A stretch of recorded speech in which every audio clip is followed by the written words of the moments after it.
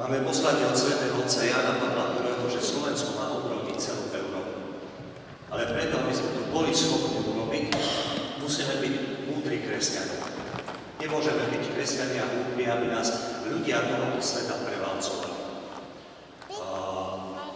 Pred 3 rokmi vlastne sa k tým mojim témam pridala aj téma ideológie rodovej rovnosti, ktorá tu je a ktorá je aktuálna a ktorá nás ide pripraviť o pokoj, ale aj o slobodu. Tí, ktorí ste zažili možno to obdobie pred 89. rokom, možno ste tu aj tí najstarší, ktorí si pamätáte to obdobie, kedy bola akcia K, boli internovaní naši reholníci, dnes večer tiež do Podolínca a teraz je to radostné, je tam evangelizácia, je tam modlitba, spev, ale tých 50 rokov dozadu to bol internačný tábor pre našich kňazov. Teraz sa vraciam zo Sigortu, to je Centrum pre rodinu Prešovskej arcidiecézy, kde vlastne sme pripravovali program prípravy snúbencov pred manželstvom na budúci rok.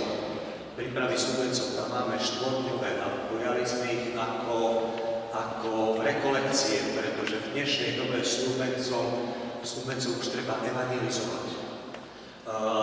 Z 1000 párov, 25 rokov, možno som viac poučil ako 1000 snúbenských párov v otázke prirodzených metód plánovania rodičovstva. Moja štatistika je dosť taká zlá.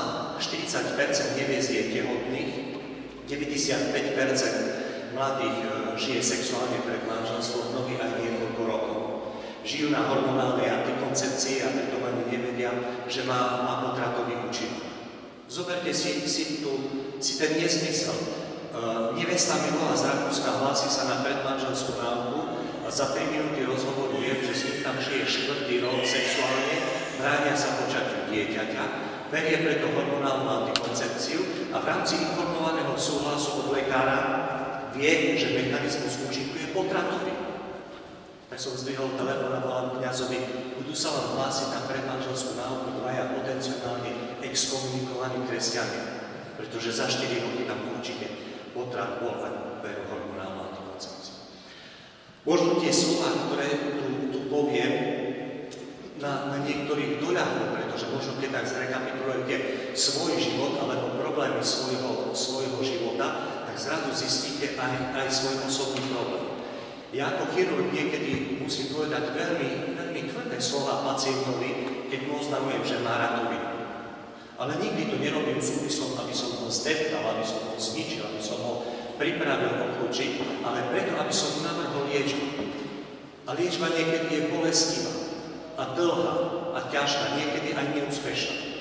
Ale to mi nedáva právo mlčať, hladkať ho za ruku a oklamať ho, alebo nepovedať mu tú pravdu, ktorá je. Otec arcibiskup Šojanc, to je denverský arcibiskup indiánskeho pôvodu, ktorý bol poverený prípravou asi pred 10 rokmi prípravou Dní mládeže celosvetovými z poverenia svätého otca Jana Pavla II. A on nám povedal taký odkaz. Učenie cirkvi máme poznať, snažiť sa o to, aby sa mu srdce prispôsobilo a žiť podľa neho. Veľakrát tie hriechy alebo problémy alebo zlý život, ktorý žijeme, je z toho, že my nepoznáme učenie cirkvi. Nevieme o tom, že to má byť tak. Bohužiaľ, v dnešnej dobe mnohí viac milujú svätých otcov, ako ich počúvajú. Je dôležité počúvať svätých otcov a žiť toto, čo nám oni hovoria. Teraz si stačí svätého otca Františka iba pustiť jeho katechézy a slova a žiť podľa toho. Ale všetci svätí otcovia nám hovoria veci, ktoré my máme žiť. A my ich milujeme a nepočúvame a nežijeme podľa toho, čo nám hovoria. Cirkev sveta má úžasný projekt pre nás. To dielo, ktoré je v oblasti ochrany života, prirodzených metód plánovania rodičovstva, manželskej sexuality, je úžasné. Boh nám nedáva bazárový tovar. Kto z ľudí tohoto sveta môže vymyslieť niečo lepšie, ako vymyslel Boh? Preto je múdrosťou ísť za Bohom a poznávať prirodzený Boží zákon, ktorý nám z toho osvetľováva cirkev. Volá sa to vychovať ľudské láske, manželstvu a rodičovstvu. A sú to presné konkrétne veci. Čiže ak v rámci toho niekto by poznal, že nežije takto a to učenie cirkvi už je tu také, my každý deň ako kresťania môžeme začať znova. Neexistuje hriech, ktorý by nám Boh neodpustil. Každý deň môžeme začať znova, ale musíme si ten hriech priznať, ak ho máme. A cez kňaza v spovedelnici hľadať milosť u Boha a tak môžeme začať. Pretože v dnešnej dobe tá úžasná apatia, nezáujem o veci spoločenské a neschopnosť reagovať na to, čo nám pripravuje tento svet, je preto, že sme stratili imunitu, Božiu imunitu. Keďže slovenský národ je postihnutý hriechom, nemá energiu na to bojovať proti hriechu. Keďže mňa osobne sa hriech dotýka, nemám energiu bojovať proti hriechu, ktorý je tu. A proti novej ideológii, ktorá prichádza. Tak ako bol fašizmus, tak ako bol komunizmus, prichádza nová ideológia novej rovnosti. Môžem poprosiť kliknúť. Svätý Otec František nielen v okuliare chodí si kupovať sám, ale vidíte ho, že aj on uznáva svoju hriešnosť na verejnosti, pretože všetci sme hriešni. Hriech treba poznať, ľutovať, že sme ho spáchali, vyznať hriech pred Bohom, viac nehrešiť, mať úmysel viac nehrešiť, konať dobro, slúžiť spoločenstvu. V dnešnej dobe viac ako kedykoľvek predtým začína zohrávať veľmi dôležitú úlohu posilňovať sa v spoločenstve. 25 rokov dozadu nás páter Michal Zamkovský pozval do rodinných spoločenstiev. Zažívame tam Božiu milosť, učíme sa proste, ako ísť ďalej, učíme sa krôčik po krôčku, zdieľame, ak niekto prežije vo svojom živote niečo, či môže poučiť iných, ako to prakticky my sme zaviedli učenie cirkvi do života, tak to odovzdávame jeden druhému. Pretože ináč môžeme vymyslieť len nejakú hlúposť a zopakovať problémy, ktoré už tu dávno niekto vyriešil. Poprosím ďalej. Učenie cirkvi treba poznať, snažiť sa o to, aby sa mu srdce prispôsobilo. Nie vždy sme pripravení prijať, zmeniť svoj život. Na Sigorde, odkiaľ som prišiel, okrem kurzu prípravy na manželstvo, otec Jozef Marek robí kurz Rúd. Mnohí manželia, aj Rimo, aj Greko tam chodia kurz Rúd, to je také niečo ako intenzifikácia manželského sexuálneho života, ale aj spolu nažívania, komunikácia, všetko ostatné. My máme svedectvá, že mnohí tam prídu, povedia, so všetkým súhlasím, len s tým, že mám zmeniť svoj antikoncepčný život v 40-ke, s tým nesúhlasím. A to je to, snažiť sa o to, aby sa mu srdce prispôsobilo. Pretože ak nemám túto snahu, zostávam v tomto hriechu naďalej a podľa učenie cirkvi potom žiť. Ja sa pýtam snúbencov na predmanželskej náuke, na koľko percent chcete byť kresťania? Hovorím, od 0 do 100, vypnite si, každý chce byť na 100%. A potom im poviem, ak v rámci tejto náuky prídeme na niečo, čo robíte zle, budete mať ochotu to zmeniť, keď chcete byť 100% kresťania. Pretože to je hovoria, áno, ja Boha milujem, ale budem si žiť svoj život. A toto je veľmi dôležité podľa učenia cirkvi potom žiť, ináč to nemá zmysel. Potom si vytváram svoje náboženstvo. Poprosím ďalej. Môžeme ísť ďalej. Život začína od počatia a končí prirodzenou smrťou. Túto poučku každý kresťan a každý normálny človek musí poznať. Ako náhle ja toto poznám, viem si do tej šablóny od počatia po prirodzenú smrť zadeliť čokoľvek, čo mi ponúka tento svet. A viem to rozdeliť na dobre a viem to rozdeliť na zlé. Poprosím ďalej. Počatie, prirodzená smrť. Tak ako si tento svet neváži život na jeho začiatku, tak si ho neváži ani na konci a prestáva si ho vážiť kedykoľvek v priebehu. Ako náhle ja vykročím zle a poruším Boží prirodzený zákon, vrúca sa potom všetko. Poprosím ďalej. Na Slovensku od 1957 roku máme potratový zákon. Moja sestra sa narodila v 57. roku, čiže to sa netýka táto história potratov niekoho, kto už zomrel. Je to od 0 do 80 rokov. Ak niekto mal v 57. roku 20 rokov a vydávala sa, alebo sa ženil, tak teraz majú 43, 63 žili asi 78 rokov, keď počítam dobre. Čiže história potratového zákona na Slovensku sa týka ľudí od 0 do 80, prevažne žijúci, nie prevažne tých, ktorí zomreli. A pozrime si tie čísla. Ešte taká vsúka môžem poprosiť vrátiť. Neviem, či bola u vás táto socha. Je to veľmi symbolické, ale mne tam chýba jedna vec. Mne tam chýba Otec. A trošku ma uráža v postoji ku ženám, ak sa s potratom spája žena, ktorá urobila potrat. A ja stojím na pozícii žien a hovorím, za potraty sú oveľa viac odpovední muži. Pretože žiadna žena by nešla na potrat, ak by mala doma muža, ktorý by povedal, dobre, neplánovane sme počali, ale to dieťa si necháme. Je to zbabelosť, potraty sú výsledkom zbabelosti mužov, ktorí sa nedokážu postaviť na stranu svojej manželky a počatého dieťaťa. Poprosím ďalej. Manželia, ktorí mali súhlas 57, 20 rokov, majú dnes 77, 78 rokov. Prosím ďalej. Na Slovensku štatistika, ktorá hovorí tie potraty, ktoré boli urobené, 1 370 000 potratov. To urobilo asi 1 000 000 žien, pretože niektorá išla 2-krát, niektorá išla 3-krát. Ale zároveň sa tento hriech týka aj milióna mužov, týka sa aj lekárov, týka sa aj rodičov, ktorí sú veľakrát zodpovední a prinútia na potracujúce. Poprosím ďalej. 1 370 000 potratov je definované, to je štatistické číslo. Urobený potrat na gynekológii zapísaný v operačnej knihe, na konci roka spracované štatisticky, ale je tam to ďalšie X. A Dana je ženské meno, ale skrátka dobrá a neškodná antikoncepcia.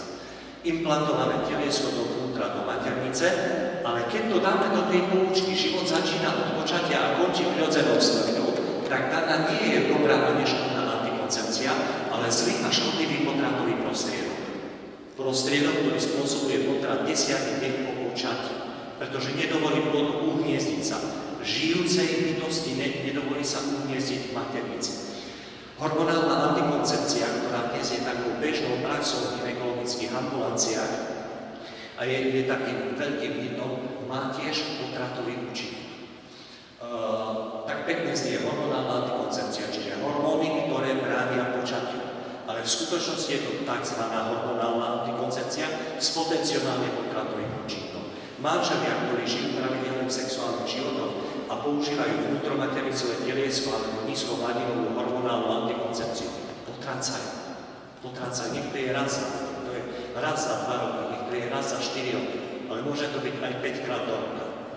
A teraz si predstavte, v grécko-katolíckej liturgii majú takú modlitbu, v ktorej sa modlia za dobrú odpoveď na prísnom Kristovom súde. Za dobrú odpoveď na prísnom Kristovom súde. A predstavte si, že teraz prídeme pred Božiu tvár s úmyslom, čakáme dobrú odpoveď na prísnom Kristovom súde, to pozvanie do večnej blaženosti a on okolo seba bude mať našich 20 potratených detí, o ktorých my ani nevieme, pretože sme mali 20 rokov implantované vnútromaternicové teliesko, alebo sme brali hormonálnu antikoncepciu. A to je tá hlúposť nielen ľudí mimo cirkvi, ale hlavne nás kresťanov. Pretože my musíme v prvom rade o tom vedieť a musíme kričať, či to je vhodné, alebo nie je to vhodné. Ja na ambulácii chirurgickej nie som gynekológ, ale v rámci anamnézy, ako náhle sa dozviem o hormonálnej antikoncepcii, hneď ponúkam riešenie. Hneď ponúkam, zahoďte preč a poďte sa učiť prirodzené metódy plánovania rodičovstva, ktoré sú Božou cestou riešení prirodzeného zákona manželskej sexuálnej. Poprosím ďalej. Súčasné ohrozenia, potrat, vnútromaternicové teliesko, antikoncepcia, eutanázia, zabíjanie ľudí, pretože sú už neperspektívni. Ja keby som bol lekárom v Holandsku, ráno prídem na vizitu, pozriem 3 neperspektívni pacienti, ktorí sú drahí, ktorí sú nároční na ošetrovanie, môžem uplatniť eutanáziu. Môžem ich s kľudným svedomím podľa zákona ich zabiť. To svedomie neviem, či potom ďalej bude kľudné u takýchto ľudí, pretože ten Boží prirodzený zákon sa prejaví. Sterilizácie. V našej nemocnici na gynekológii 30% cisárskych rezov je robených na žiadosť pacientov. Pýtam sa, čo to je na žiadosť pacientov? Cisársky rez sa robí na záchranu zdravia a života dieťaťa alebo matky. A čo to je na žiadosť? Na žiadosť to znamená, že sa pri tom urobí aj sterilizácia. Väčšinou druhé alebo tretie tehotenstva končia na žiadosť. To znamená, definitívne sa amputuje plodnosť danej ženy. Klonovanie, tak pekne sa tomu hovorí, terapeutické klonovanie. Ja budem niečo klonovať, aby som vlastne z toho vyrobil nejakú tkáň, ktorá zachráni inému život. Ale v preklade to znamená, ja musím zabiť niekoľko ľudských životov, aby som si z nich odobral bunky, ktoré budem používať na nejakú reparáciu organizmu. Čiže niekedy za tými peknými slovami, za tými ušľachtilými slovami sa skrýva nehanebnosť. Hriech, zabitie počatého dieťaťa, ale aj útok proti životu kedykoľvek. Poprosím ďalej. Nové ohrozenie. Páter Michal Zandovský tak pekne hovoril, že kňaz prežíva niekoľko takých pokušení. Od telesných pokušení cez pokušenia finančné až po pokušenia nejakej moci. Ja som myslel, že jedni odídu a prídu druhé, ale oni stále k jedným sa pridávajú ďalšie a ďalšie. Takisto tie staré ohrozenia, ktoré boli tu povstali a ku nim sa pridali nové, a to je ideológia rodovej rovnosti. Ideológia rodovej rovnosti, proste nový pojem, rodová rovnosť, tak pekne to znie, aby sme všetci boli rovní, ale skrýva sa za tým ako satanský plán pre nielen Slovensko, ale celý svet. Poprosím ďalej. Obrázok, na ktorý si budeme musieť zvyknúť, ak nebudeme kričať. Budeme si musieť zvyknúť, pretože za chvíľu sa to stane realitou. Je to možno pohodlúce takýto obrázok vidieť, ale aj v našej republike sa pripravujú zákony, ktoré budú smerovať k vytváraniu týchto partnerských vzťahov a k legalizácii týchto vzťahov. Poprosím ďalej. Cesty ohrozenia, európska legislatíva a jej zavedenie do slovenskej legislatívy. Nemôžeme si povedať, že my získali sme veľa dobrého z Európskej únie, ale prichádza z Európskej únie aj veľa zlého. Tie cesty nie sú také akoby, nevidíme ich na prvý pohľad, necítime, neboli to, nevnímame to, ale zrazu tu prídu. A budeme sa diviť, aké budú dôsledky. A preto sme zodpovední aj za túto spoločnosť. V referende sme to zbavrali. My, kresťania, sme to zbavrali. Voľby 2016 budú opravou za referendum 2015. Poviem potom ďalej. Poprosím ďalej. Môžeme ísť ďalej. Európska legislatíva. Zrazu v európskej legislatíve sa objavia nové také ako zákonodárne aktivity. Veľmi tomu nerozumieme. Estrela, Lunaček, super. Sú to vlastne akoby zákony alebo doporučenia, ktoré doporučujú jednotliví poslanci. To je podľa pani Estrely, podľa pána Lunačeka, podľa pani Zuber, ktorí navrhli určité cesty. A tie cesty sú sexuálna výchova, rodová rovnosť, ľudské práva a zvýhodnenie LGBTI. Ale sexuálna výchova odtrhnutá bez zodpovednosti rodičov. Niekto chce zobrať zodpovednosť za výchovu našich detí a povie, my budeme vychovávať vaše deti. Dáme sexuálnu výchovu, ale nie v kontexte kresťanskej etiky a morálky, ale antikoncepčnú sexuálnu výchovu. Rodová rovnosť. Pred 4-5 rokmi tu bol pojem rovnosť príležitostí. Rovnosť príležitosti je dobrá vec, to znamená, aby muž a žena v stejnom postavení, v stejnej práci, v stejnej funkcii mali stejné práva a povinnosti, aj stejný plat, aby mali, aby neboli rozdiely medzi.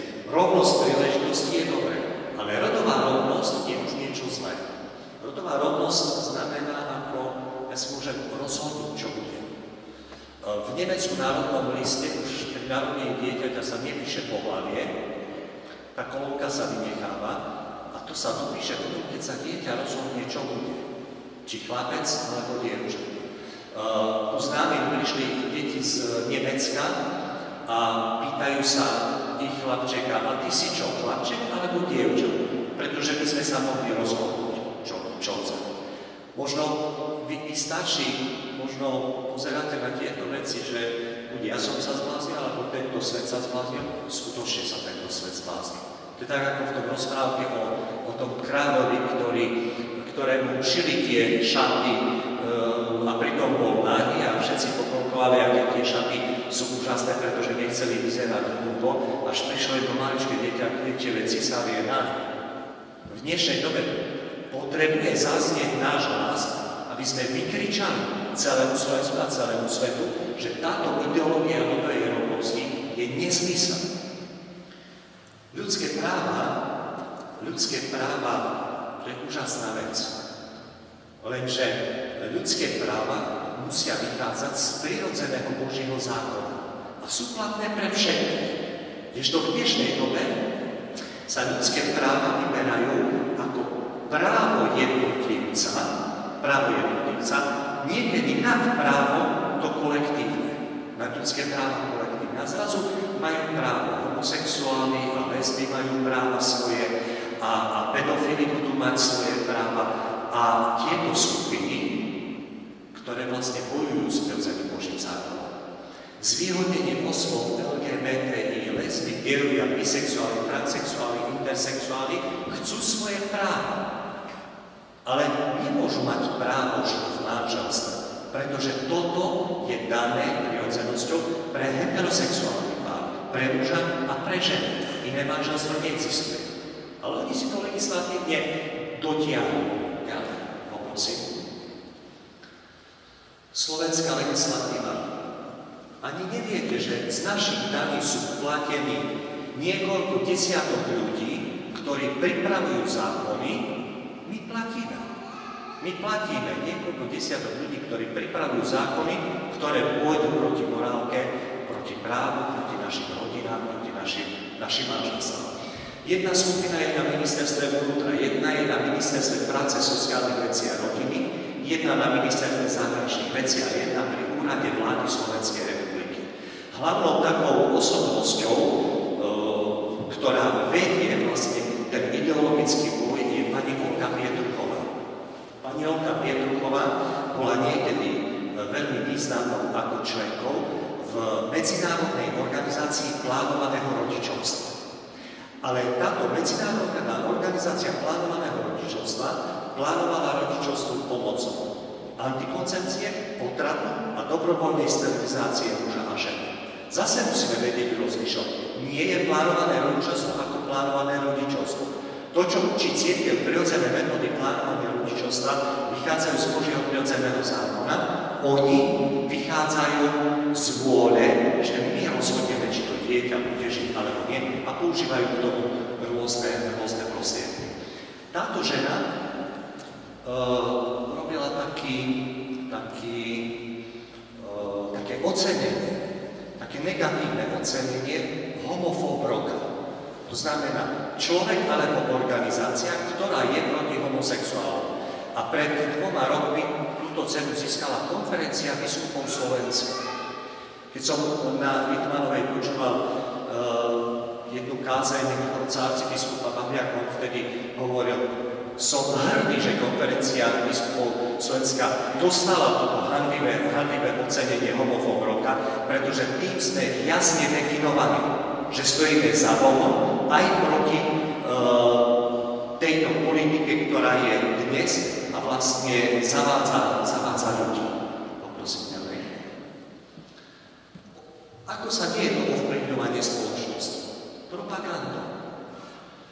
školstvo, mass media, zákony, represiu, financovanie z rozpočtu Európskej únie a Slovenskej republiky, propaganda. Počuli ste o tom, že v Ríme bola prednedávnom manifestácia proti zavádzaniu antikoncepčnej sexuálnej výchovy na školách? Zúčastnilo sa aj 1 000 000 ľudí v našich mass médiách, ani slovíčko o tom nebolo. Že vo Francúzsku, v Paríži opakovane boli miliónové demonštrácie proti ideológie rodového vyčtávania. Ale už sa pripravuje celý propagandistický program s tým, že budú vystupovať rôzne homosexuálne páry a budú citlivo tomuto národu gumovať mozog, aké tu je nehorázne, že oni sa nemôžu zosobášiť. A toto pripraviť v dnešnej dobe, už keď sledujete niektoré tie seriály alebo vystúpenia, pomaličky bude hanbou sa prihlásiť, že žijem heterosexuálnym spôsobom života. Pretože akoby normou začínalo niečo úplne iné. Školstvo, tie reporty, Lunáček, Zuber, Estrela a potom jeden dohovor, ktorý bol urobený v Istanbule, volá sa Istanbulský dohovor, tvrdne presadzujú sexuálnu výchovu antikoncepčnú na školách. Ale teraz si predstavte to diabolské, čo oni urobili. Polka tohoto istanbulského dohovoru je o ochrane týraných žien a druhá polka je o antikoncepčnej sexuálnej výchove. Ak ja sa postavím na stranu ochrany týraných žien, tým pádom schválim aj antikoncepčnú sexuálnu výchovu.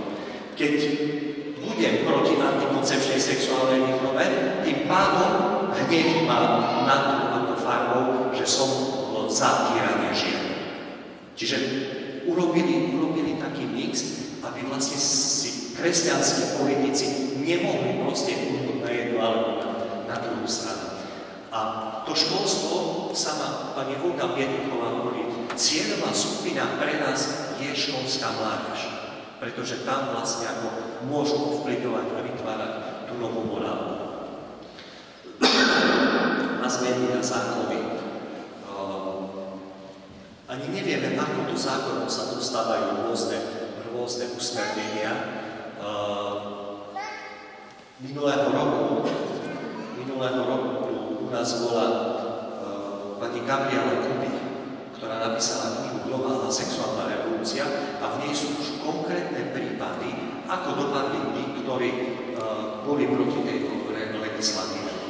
V podstate ideológia rodovej rovnosti sa stáva prostriedkom na likvidáciu opozície kresťanov normálnych ľudí. Represia, poviem iba jeden z týchto príkladov, podobnú knihu o tejto legislatíve napísal bývalý minister vnútra Vladimír Pálko.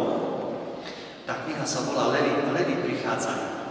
A skutočne charakterizuje tak, ako v Koloseu kresťania boli zamrežaní a vlastne vedeli, že budú odsúdení vlastne na to zabitie levami, ktorí už prichádzali do Kolosea, tak vlastne to charakterizuje dnešnú dobu.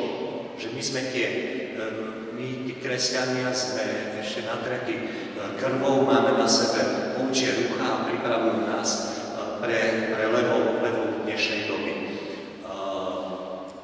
Manželský pár, ktorý vlastnil hotel v Severnom Anglicku, mal zásadu, že v tomto hoteli neubytovávali nezosobášených a neubytovávali homosexuálne páry. A oni majú tie homosexuálne lobbysti vyslovene idú po takto postavených ako morálnych ľuďoch. V Anglicku je to už trestný čin. Ak neubytuje, diskriminuje homosexuálov a tým pádom vlastne oni kráľujú po svojom podnikaní. To, čo hovorím teraz, je vo Švédsku trestný čin. Keby som toto hovoril na verejnosti vo Švédsku, bol by som trestne stíhaný. Pretože tam je to charakterizované ako nenávistná reč. Reč nenávistná voči skupine LGBTI. Financovanie z rozpočtu Európskej únie. Naše organizácie, kresťanské, ktoré 25 rokov pomáhali ženám v núdzi, matkám v núdzi, išli tam na svoj rozpočet zo zbierkových peňazí. proste zháňali korunky, aby mohli robiť nejakú činnosť. Tie sú teraz odstavené preč a veľké prostriedky z Európskej únie dostávajú nové organizácie, ktoré idú v duchu podpory osôb LGBT.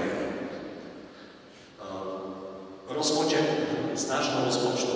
Ak si kliknete na stránku Ministerstva práce, sociálnych vecí a rodiny, uvidíte tam, aké projekty sú podporené.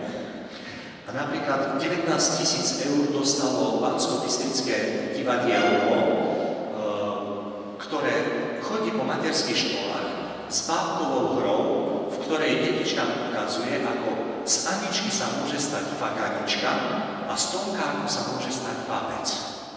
To znamená, že oni sa môžu rozhodnúť, aj keď je biologický chlapec, môže sa rozhodnúť, že je dievčatko. A takto budú rôznych malým deťom dostali od štátu 19 000 eur. A tých peňazí je oveľa viacej, ktoré dostali. Poprosím ďalej. Čo treba robiť? Modlitba, poznať učenie cirkvi, čítať písmo sveta. V písme svetom všetko už je. Ja svojim stúpencom hovorím, povedzte mi nejaký sexuálny rozmar 21. storočia, nájdem vám v poslednom písme. Pretože my sme sa už so všetkým stretli. A dokonca v písme svetom vieme aj, ako sme dopadli. Tam je aj poučenie. A čo nemáme robiť.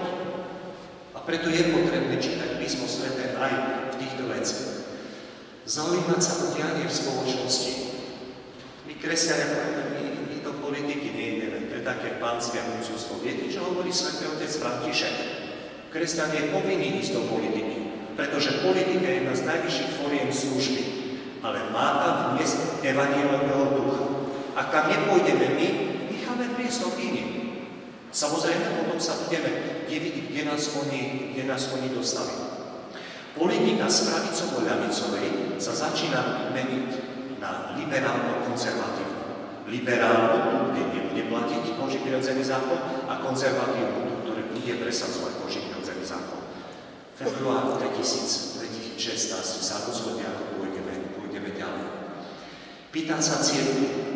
Cirkev jednoznačne ako postoj k týmto veciam. Voliť kresťanov, slúžiť v cirkvi aj v spoločnosti.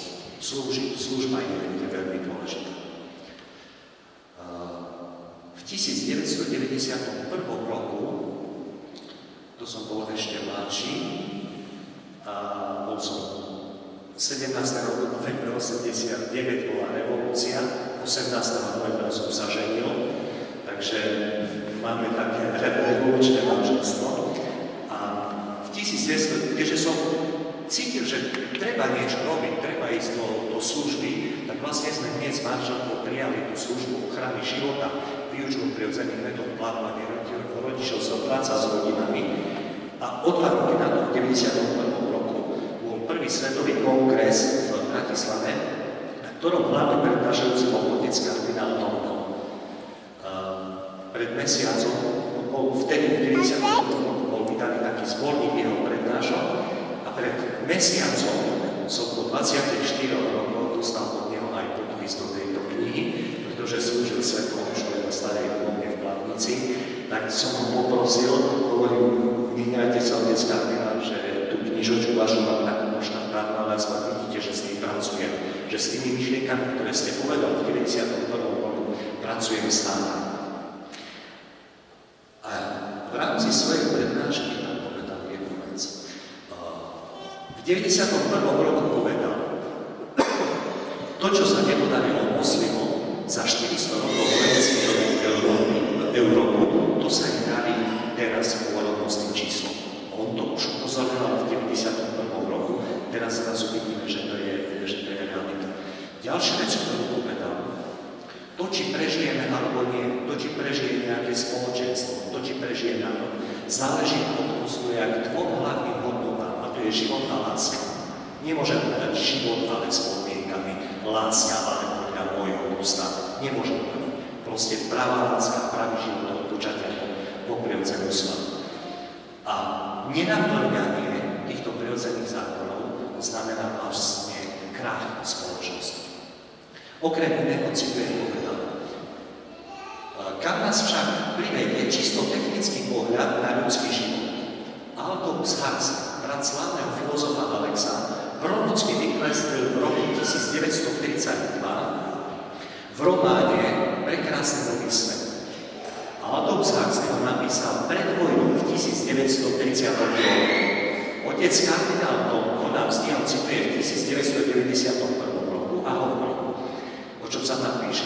Mechanizujúce tendencie technologickej spoločnosti už vtedy predvídal spoločnosť, kde sa noví ľudia čisto anonymne z vajíčok oplodnených v laboratóriu a kde by bolo priam hanbou narodiť sa riadnym splodným s ocávaním.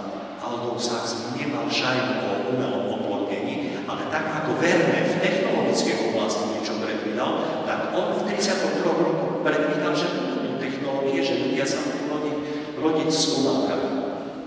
Ľudia sú plodní laboratória a vedecky programovanej výchovy. Delia sa na rôzne triedy, vyššiu kastu tvoria osoby alfa a beta, gamma, delta a epsilon sú menej schopní. Pritom sú však všetci spokojní a šťastní, lebo každý si berie dávku drogy soma, ktorá mu nahradzuje hladcu. Utópia alebo začínajúca skutočnosť. Opakujem, v 1932 roku to Aldous Huxley napísal. V 91. nám to citoval otec kardinál Tomko a my sme na tej konferencii už prvé informácie mali o umelom oplodnení, ktoré sa vtedy rozbiehalo v Izraeli. Prešlo ďalších 24 rokov a my sme v podstate nenašla sa tá osobnosť. Bohužiaľ ani v cirkvi sa nenašla osobnosť, ktorá povedala, toto je obrovským bioetickým ohrozením našej spoločnosti. A prišiel do roku 1994 na pozvanie konferencie biskupov Slovenska, tu prišla Gabriela Kuby a v jej knihe Globálna sexuálna revolúcia číta. V prekrásnom novom svete, ktorý napísal Aldous Huxley, je každý šťastný. Špina, choroba a starnutie sú z neho vymietnuté. Spomienka na živé rodenie v dávnejších dobách vyvoláva obrovský rehot, ak nie odpor v súčasníkoch, vypestovaných v skúmavkách. Embria sú podrobené prehliadke, zistuje sa, či nemajú postihnutie, potom ich selektujú a uchovávajú schválne. Matka a otec sú to zlé výrazy. Len si predstavte, že vtedy pred 600 rokmi dojčila matka, tá bláznivá žena svoje deti, svoje vlastné deti ako nejaká mačka svoje mladé. Dehonestujúce slova, ktoré ale Aldous Huxley napísal v 1932 roku. A my sme to tu na Slovensku nezachytili, že toto je problém. Nestalo sa to dôležitou témou nášho života, aby sme proti tomu bojovali, aby sme nedopustili, aby naše zdravotníctvo sklzlo, aby naša legislatíva sklzla. Po 24 rokoch je to veľmi, veľmi silná realita. Poprosím ďalej. Teen Star program. My sme začali v 90. rokoch klasickou odhranou života. Nesmieš si zobrať svoje dieťa. Ale veľmi rýchlo sme zistili, vlastne manželia nám povedali, alebo žena nám povedala, ty sa staráš o niečo, čo je vo mne, akože počaté, ja to ešte necítim, ale problém mám ja. Nechal ma snúbenec, alebo partner, alebo manžel ma tlačí na potrat, máme sociálne problémy, mám zdravotný problém a ty sa staráš o dieťa. Tak veľmi rýchlo sme zmenili filozofiu a pýtali sme sa ženám v vnúci, ako ti môžem pomôcť. Dať do poriadku vzťah, pomôcť zdravotne, pomôcť sociálne, akým spôsobom. Tretí náš stupienok bola príprava snúbencov pred vstupom do manželstva, pretože ktoré deti sú potracané? Tie, ktoré prichádzajú neplánovane. Oni počnú dieťa, nehodí sa im, tak si idú na potrat. Tak sme si mysleli, ak naučíme snúbencov a manželov žiť podľa prirodzených metód plánovania rodičovstva, aby si vedeli plánovať počatie svojho dieťaťa a budú sa počínať chcené deti, tak predsa nikto s nimi nepôjde na potrat.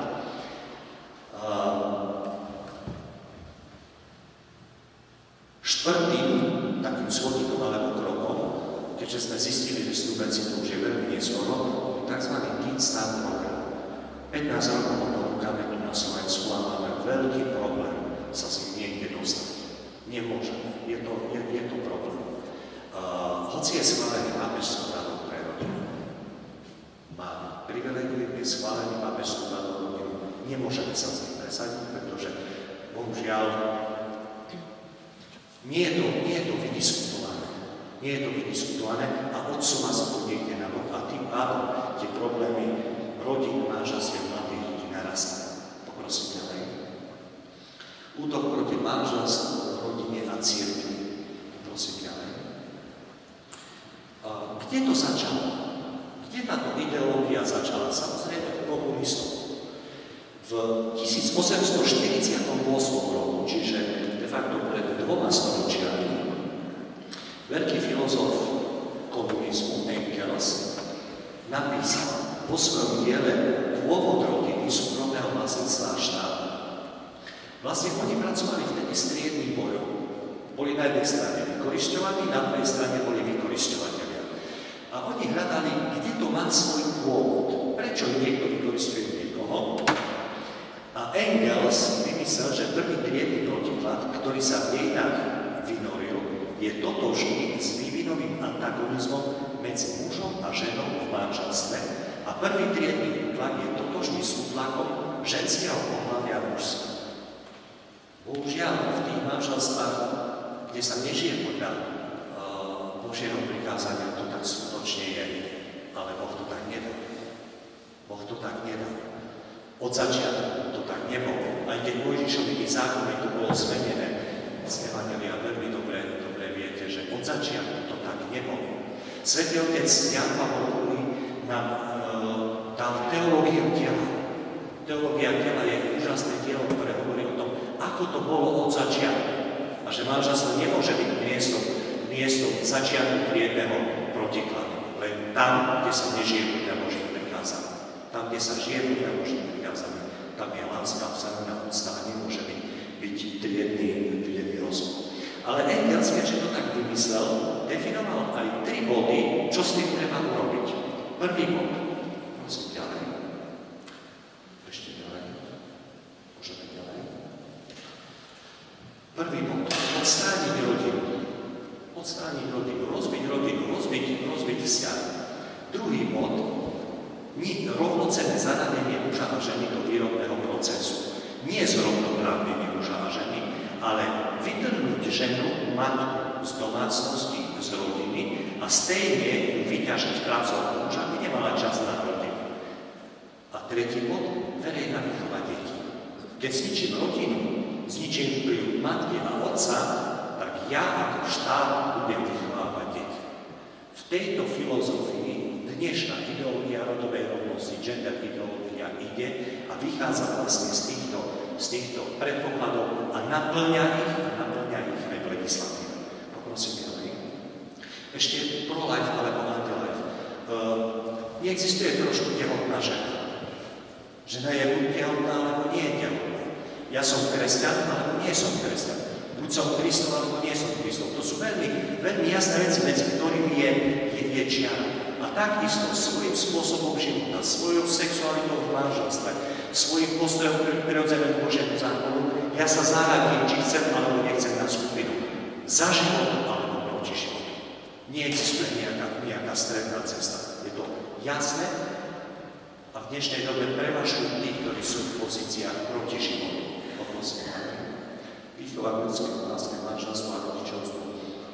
Ja tam vidím cestu. Plus prirodzené metódy plánovania rodičovstva. Poprosím ďalej. Tá naša filozofia dohodnuté, ktorú sme robili, to som vám povedal, nesmieš si nechať zobrať svoje dieťa. Ako ti môže pomôcť príprava stúpencov a tým start program. Poprosím ďalej.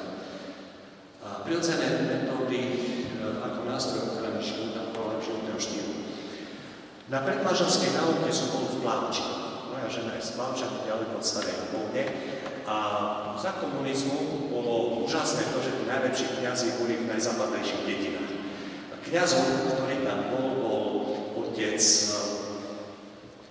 Konečný, neskôrší rektor teológie v Košiciach. A my sme boli na predmanželskej náuke. A otec Konečný povedal, vy ste hľadia zdravotníci zvyknú hľadať všelijaké možné antikoncepčné cesty v manželstve. Tu si prečítajte tú brožúrku a dám vám encykliku Humane Vitae svätého otca pápeža Pavla VI. Ja som mal aj štátnicu z gynekológie, ale predstavoval som si, bol názor taký, že len vtedy je manželská sexualita spravodlivá, ak v dôsledku pohlavného styku pôjde k počatiu dieťaťa. Tak ďakujem pekne, niekto je 2-krát, 3-krát, 4-krát spravodlivý a potom všetko hriech. Otvorili sme encykliku Humanae Vitae a zistili sme, že církev má úplne iný pohľad na to. Že manželská sexualita je prejavom vzájomnej manželskej lásky a úcty. Že pohlavný styk, to, čo je pre nás krásne, či post, či pohľadie, či pohlavný styk, je zároveň aj prostriedkom na ceste ku svetosti. A tak, ako prijímame sviatosť manželstva pred Božím oltárom, tak ju manželia prijímajú, kedykoľvek nahajú na Božu a žijú spolu sexuálne, ale je tá podmienka. Musia žiť podľa prirodzených metód plánovania rodičovstva. Ak žijú antikoncepčne, všetko to je medzi nimi hriechom.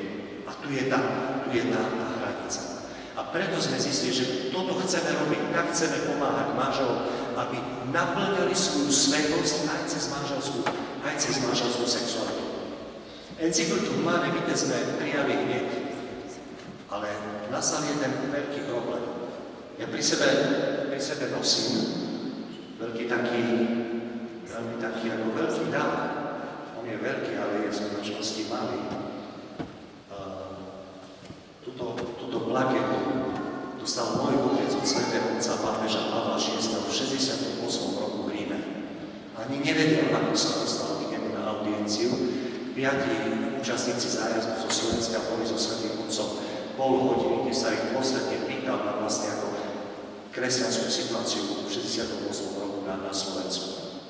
Svätý otec Pavol VI nám dal encykliku Humanae Vitae, ale niektoré konferencie biskupov ako Rakúska, Nemecka, Kanady neprijali túto encykliku a odobrili svojim veriacim antikoncepčný spôsob života. Ako by sa postavili voči svätému otcovi. Potom prišiel svätý otec Ján Pavol II a 5 rokov robil katechézy pre manželov o teológii tela. A po 5 rokoch sa vrátil na začiatok a povedal, encyklika Humanae Vitae platí. V dnešnej dobe znášame vlastne tie dôsledky odmietnutia encykliky Humanae Vitae svätého otca pápeža Pavla VI aj v cirkvi. A musíme s tým veľmi tvrde bojovať. Proti encyklike Humanae Vitae sa môžem postaviť 2 spôsobmi. Aktívne, tak ako tie konferencie, že ju odmietnem, nepríjmem, alebo nebudem ju akceptovať, ale môžem sa postaviť aj pasívne, že o nej nebudem hovoriť. Že budem mlčať o manželskej sexualite, že budem mlčať o prirodzených metodách plánovania rodičovstva a manželia, či chcú, či nechcú, skončia v manželskej antikoncepcii, pretože nebudú poznať to, čo dáva Boh pre svätý život v manželstve. A preto robíme túto službu, pretože je veľmi, veľmi dôležitá. Poprosím ďalej. Manželia, snúbenci, mládež, miesta program. To sú naše cieľové skupiny. Poprosím ďalej.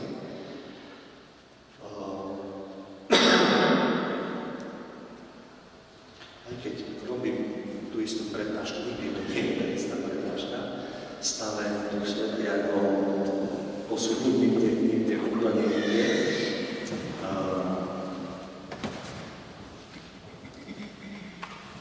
Čítať proste realitu dnešných dní. V Bruseli sa konal veľtrh, to je jún tohoto roku. V Bruseli sa konal veľtrh detí pre kejov. Cena jedného dieťaťa sa pohybuje od 60 000 eur v maji. V Bruseli sa 3. mája uskutočnila konferencia o nákupe a predaji detí pod názvom Rodičovské možnosti pre homosexuálnych mužov. Neziskové organizácie z Ameriky zorganizovali v organizácii Európy túto konferenciu. Ideálnou ženou na vynosenie dieťaťa gejov má byť študentka, má mať 20 rokov, má byť prílišných vlastností, ako si želajú gejovia. A vynosené dieťa a provízia pre ženu bude od 60 do 150 000 podľa kvality dieťaťa. To je realita. Toto je realita. Ak dovolíme legislatíve, aby prešla, tak táto realita nás prevádzuje. Na druhej strane, Rím v šoku. 1 000 000 ľudí protestovalo proti ideológii rodovej rovnosti. To, čo som hovoril na začiatku. štátavostné projekty, ktorými sa rodová ideológia postupne začala implementovať do talianských škôl a škôl, ale aj nové zákony o registrovaných partnerstvách či surová náhľad v materstve vyhnali Talianov do ulic. Máme tu ponuku 20. ponuku ísť do Bratislavy. Ale to je len jedna časť. Tam prejavíme svoju vôľu, ukážeme nahod. V Košiciach bolo 80 000, je otázka, ako to bude v Bratislave, pretože už strácame síly. Bratislava je predsa len ďaleko, bude to veľmi, veľmi náročné tam ísť, ale tam nemôžeme ísť, treba podporiť túto akciu svojimi modlitbami. Bez modlitev sa nepohneme ďalej. Ale čo je dôležité, treba pracovať s mládežou, snúbencami a manželmi. Ponúkam aj pre vašu farnosť, aj pre vaše spoločenstva na stránke Centru pre rodinu Sigor v oktobri robíme prípravu lektorov prirodzených metód plánovania rodičovstva. Bez týchto lektorov sa nepohneme ďalej manželstva, skrachujú, ak sa nebudú učiť prirodzené metódy plánovania rodičovstva, skončia antikoncepčne sterilizované alebo pokradové. Príjmite niekto zodpovednosť aj v tejto farnosti. Príďte tam, poďte sa učiť, aby ste mohli slúžiť, pretože bez toho sa skutočne nedá pomôcť ďalej.